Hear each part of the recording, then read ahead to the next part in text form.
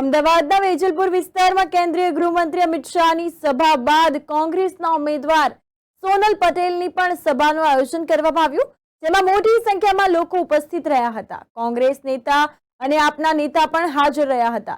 તો ધારાસભ્ય જિગ્નેશ મેવાણી સહિત અમી યાજ્ઞિક, વજીર ખાન પઠાણ, રાજેન્દ્ર પટેલ, કોર્પોરેટર હાજીભાઈ, વોર્ડના તમામ સભ્યો સહિત સ્થાનિક લોકો પણ જોડાયા હતા। આ અંતર્ગત ગાંધીનગર લોકસભા ચૂંટણીનો જંગ વધુ દિલચસ્પ બની રહ્યો છે અને તેવું જાણકારોનું માનવું છે। એક તરફ લીડની લડત છે તો બીજી તરફ મોદીની ગેરંટીના વિરોધની લડત છે। આ બંને જંગ વચ્ચે કેટલા અપક્ષ ઉમેદવારો પણ નામાંકન નોંધાવી ચૂક્યા છે। તો સાંભળીએ ઇન્ડિયા ગઠબંધન શું લઈને આવ્યું છે જનતા માટે। જો પહેલા તો યુપીએની સરકારે મહિલા સુરક્ષા માટે જેટલા કાયદા અને કાનૂન લાવ્યા, જેના લીધે મહિલા સશક્તિકરણ થયું અને ઘરેલું હિંસા માટે પણ થયું, બહાર પબ્લિક સ્પેસ માટે પણ થયું અને કાર્યસ્થળ ઉપર પણ જાતીય સતામણી ન થાય મહિલાની એના માટે। અને ઘણી બધી નિર્ભયા કાંડ પછી ક્રિમિનલ લો એમેન્ડમેન્ટ આવ્યા કે મહિલાને સુરક્ષા અને સેફટી મળી રહે। પણ એનસીઆરબીનો રેકોર્ડ એવું કહે છે કે અમદાવાદમાં ને ગુજરાતમાં કેટલા દિવસે કેટલા એફઆઈઆર થાય છે અને એની કોઈ વિગત બહાર આવતી નથી। તે છતાં જ્યારે ભાજપ એમ કે અમે નારી શક્તિ માટે છીએ તો એ નારીની સુરક્ષાની કઈ વાત કરે છે? મણિપુરમાં ગયા નથી, પ્રધાનમંત્રીને 5 મિનિટનો ટાઈમ મળ્યો નથી। મણિપુરની બહેનોની આવી પરિસ્થિતિ જોઈને અને એમની જોડે જે વાયલન્સ થયું એક શબ્દ બોલ્યા નથી। આપણી નેશનલ જે પ્લેયર્સ હતી, જે આપણા નામ રોશન કર્યું દુનિયાભરમાં, એ લોકો 100 દિવસ ત્યાં દિલ્હીમાં બેઠા ને એમની જોડે જે જાતીય સતામણી હતી એના માટે એમને ન્યાય જોઈતો હતો તો એક પણ વાર એમને કર્યો નથી, મદદ બી નથી કરી, નથી પૂછ્યું એમણે। આ એમની સંવેદનશીલતા બતાવે છે કે બિલકુલ સંવેદનહીન છે, તે છતાં નારી શક્તિની વાત કરે છે। એટલે મારે કહેવું પડે છે કે તમે નારી શક્તિની વાત કરો છો પણ એ પોકળ ને પોકળ વાતો છે। તમે નારી શક્તિને કે નારીને કે મહિલાને સશક્ત કરવા માટે કે એને સુરક્ષા આપવા માટે કોઈ ઠોસ પગલાં લીધા નથી। કાલે જ્યારે અમિત શાહ તેમની સભામાં હતા વેજલપુર, તો જ્યારે પણ એ વેજલપુર આવે છે તો એની જનતાની એકતા તેમનાથી દેખાતી નથી। તે આલિયા મલિયા જમાલિયા જેવા શબ્દો દરેક વખતે વાપરતા હોય છે, તમે શું કહેશો? જો પહેલી વાત કે દેશના યુનિયન હોમ મિનિસ્ટર હોય અને એમણે મત માગવા માટે રેલી કરવી પડે એ બતાવે છે કે એમણે કેવું કાર્ય કર્યું છે દેશભરમાં। આ તો એક રાજ્ય છે અને રાજ્યમાં બી એક લોકસભાની સીટ છે, એમાં પણ એમણે આવીને રેલી કરવી પડે એ ઘણું બધું કહી જાય છે।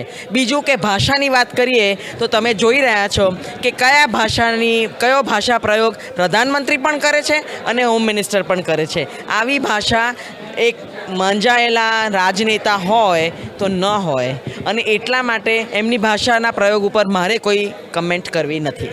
વેજલપુરની જનતાને શું કહેશો અમારા માધ્યમથી? ઇલેક્શનના દિવસે ગરમીનો ખૂબ પ્રકોપ છે અને એ લોકો નીકળે વહેલી છે। એવું છે કે આ લોકશાહીને બચાવવા માટેનું આ ઇલેક્શન છે। રાહુલ ગાંધીજી કહે છે કે આ એક પાર્ટીનું ઇલેક્શન નથી, કે એક પાર્ટી કે સામી પાર્ટીની ઇલેક્શન નથી, આ આપણા દેશને બચાવવાની વાત છે, આપણા સંવિધાનને બચાવવાની વાત છે, લોકતંત્રને બચાવવાની વાત છે। એટલે દરેક જણે બહાર વોટ આપવા નીકળવું જોઈએ। ગરમી છે, તાપ છે, એ આપણે જ્યારે બહાર નીકળવું હોય, ફરવા તો નથી નીકળતા આપણે, તો આ તો આપણો હક છે। આપણે અહીંયા આપણે લોકશાહીને બચાવવા માટે, આપણા દેશને બચાવવા માટે બહાર નીકળવું જ જોઈએ। અને એટલે આ દરેક જગ્યાએ અમે જ્યારે પણ સભા કરીએ છીએ ત્યારે વિનંતી કરીએ છીએ કે તમે જરૂરથી વોટિંગ કરજો। દુર્યોધન, રાવણ અને કંસ, આ ત્રણેયનું ઘમંડ જમા થાય એવો ઘમંડ ભાજપના નેતાઓ પર સવાર છે અને સત્તા સંપત્તિના આ ઘમંડ અને અહંકારના કારણે જ પુરુષોત્તમ રૂપાલા જેવા માણસો સમગ્ર ગુજરાત અને દેશની સ્ત્રીઓ વિશે અત્યંત નિમ્ન કક્ષાના શબ્દોનો પ્રયોગ કરી રહ્યા છે। બીજી તરફ બેરોજગારી અને મોંઘવારી એની ચરમસીમા ઉપર પહોંચી ગયા છે। એટલે ગુજરાતની દેશની જનતા સમજી ચૂકી છે કે હવે નરેન્દ્ર મોદીની, અમિત શાહની મંદિર મસ્જિદ, હિન્દુ મુસ્લિમ, ભારત પાકિસ્તાનવાળી કોઈ વાતમાં આવવાનું નથી। અને આ પેટ્રોલ 100નો આંકડો કેમ વટાઈ ગયું? ખાલી પડેલા સરકારી પદોમાં ભરતી કેમ થતી નથી? કેમ ખેડૂતોને ટેકાના ભાવ મળતા નથી? કેમ દલિતોને, મહિલાઓને, આદિવાસીઓને આત્મસન્માન મળતું નથી? આ ઉપર ગુજરાતની અને દેશની ચૂંટણી લડાવવાની છે અને આ જ મુદ્દા ઉપર ગુજરાત અને દેશની ચૂંટણી લડાય તો આવનારા દિવસોમાં RSS અને ભાજપના પણ સુપડા સાફ થશે. એ લોકો કહેતા હતા કે આયેગા તો મોદી હી, અમારું કેવું છે જાયેગા તો મોદી ભી. એ કોઈ અમર પટ્ટો લઈને આવ્યા નથી અને અભિમાન તો રાજા રાવણનું પણ ઉતર્યું હતું. તુમ કોણ સે ખેત કી મૂલી. આજે આ વિસ્તારની અંદર સોનલબેન પટેલ એ પૂરેપૂરી તાકાતથી લડી રહ્યા છે ત્યારે વેજલપુરની આ સભામાંથી સર્વ સમાજના લોકોનો એક જ સૂર છે કે સોનલબેન તુમ આગે બઢો, હમ તુમારે સાથ હે.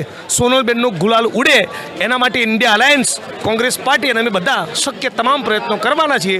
અમિત શાહે જે ભાષાનો પ્રયોગ કરવો હોય કરે, એમને મુબારક. ગઠબંધન કઈ રીતના એમને એટલી બધી લીડની નિશ્ચય હોય તો એ લોકો આવી બેફામ જે ગવર્મેન્ટ મશીનરીનો ઉપયોગ કરે છે અને કોઈપણ પ્રકારની પોતાની સિદ્ધિની વાતો કરવા કરતાં કેમ કરીને કોંગ્રેસને તોડવી, કોંગ્રેસના લોકોને લઈ જવા, આ બધી પદ્ધતિ કરવાની જરૂર શું છે?